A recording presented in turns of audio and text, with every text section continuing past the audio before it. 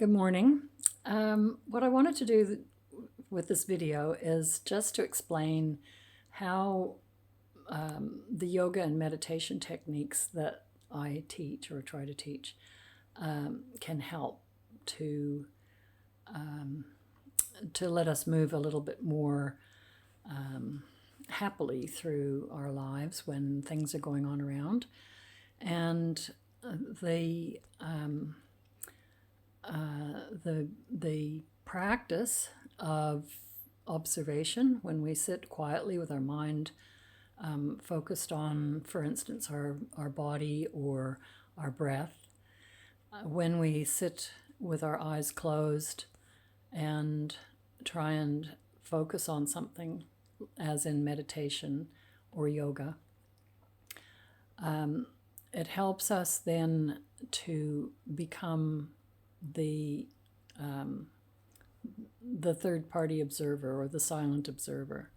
And when we are observing ourselves in that way, without attachment, without analyzing, without following the thoughts, without emotional involvement in what is happening around our body or with our breath, that teaches us the ability to then go through the rest of our lives with whatever is happening around us in that same way, to observe what is happening, to observe the things that are going on around us, but without that emotional attachment. And it's like anything, when you practice something long enough, then you become more proficient at it. And so that's essentially what yoga teaches us, is how to look at things without that emotional attachment. And so those meditation techniques that I'm providing for you to try and learn, it's about can I just for a moment even focus on what my task is and not become upset or angry with myself for my thoughts going off in another direction. And once we can train ourselves to be that silent observer, then we can apply that to the rest of our lives.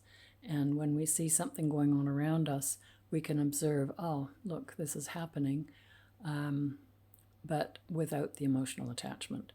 And I know it's perhaps a big leap to think that when you've got something that's a very stressful situation, that it might, at some point in time, be able to be observed equanimously. But it is definitely, I notice myself, I've become much less reactive and much more of that observer.